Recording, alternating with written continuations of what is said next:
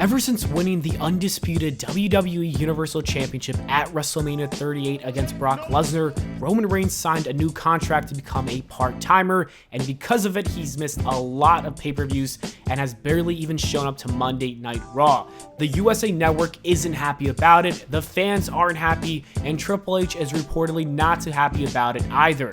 There were reports that broke out today stating that he might drop one or both of the titles. Let me read you the tweet from WrestleVotes, who's a very reliable account. The tweet states, "For the first time in a long time, there has been some discussions creatively regarding Roman Reigns dropping the title or titles. I'm hearing multiple ideas have intrigued those making the final call come Saturday in Cardiff. It should be an interesting week ahead." According to this report, it seems like a lot of these ideas have been floating around to have him drop the titles. An idea that I can think of is having Austin Theory show up to the pay-per-view and specifically cash in on only just the WWE Championship. Would it make sense for him to cash in on only one title rather than two? Of course not, but we're at the point where we gotta do what we gotta do in order to have him drop one of these titles. Maybe you could say the contract was only good for one championship and he chose the WWE title, I don't know. With this idea though, Roman Reigns can still retain the Universal Championship, and he doesn't look weak either, since Theory would cash in after a gruesome match with Drew McIntyre. I would not be opposed to this idea. I'm fine with a part-time Roman Reigns holding the Universal Championship, and the WWE title can definitely main event pay-per-views in the meantime. Austin Theory winning the belt at such a young age could also do wonders for his career as well. You can't really complain about it. We need young stars, and this would most certainly catapult him into that top main event spot. He doesn't even really need to hold it for that long. A reign that could last a few months would be totally fine. Theory could then lose the belt to someone like Seth Rollins, Randy Orton, or maybe even Kevin Owens down the line.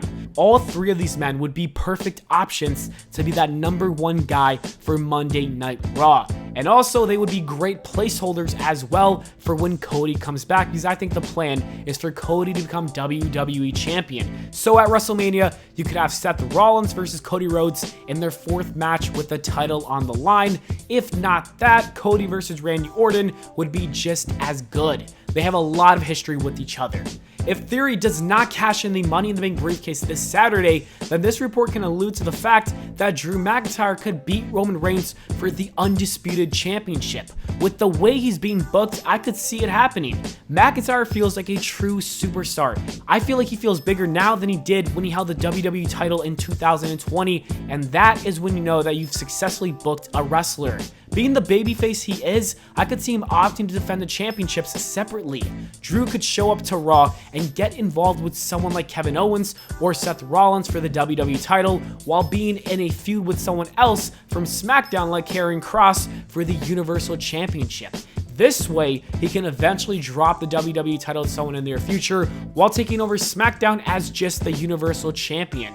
Roman Reigns could then disappear for some time before coming back for his big match with The Rock at WrestleMania 39, because let's be honest, he doesn't really need a title going into that match anyways. I can totally see one of these two ideas happening, and I would be honestly happy with either of them taking place. Like I said, Drew has become a serious contender, but I'd also be down for the Theory cash in. I'm happy with either or. It all depends on what WWE wants as well as Triple H moving forward. I am glad that Triple H realized this unified championship wasn't a good idea, especially since Roman became a part-timer, so I'm very excited to see what happens at Clash at the Castle. I think the pay-per-view just got that much more interesting. Let me know what you think should happen in the comments below. Thank you for watching, leave a like and subscribe, and I'll see you all in the next video.